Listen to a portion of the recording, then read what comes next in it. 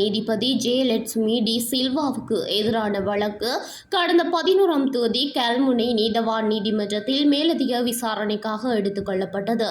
குறித்த வழக்கானது புதன்கிழமை 11ஆம் தேதி கல்முனை நீதிமன்ற நீதிவான் KLM சாஜித் முன்னிலையில் மன்றில் விசாரணைக்கு எடுத்துக் கொள்ளப்பட்ட வேளை குறித்த இவ்வழக்கில் சந்தேக நபரான நீதிபதியிடமிருந்து வாக்குமூலம் பதிவு செய்யப்பட்டுள்ளதாகவும் போலீசாரின் வழக்கு கோவை சட்ட ஆலோசனைக்காக சட்டமா அதிபர் திணைக்களத்துக்கு அனுப்பப்பட்டுள்ளதாகவும் வழக்கு தொடுநரான பெரிய நிலாவணை போலீசார் நீதிமன்றுக்கு தெரிவித்தார்.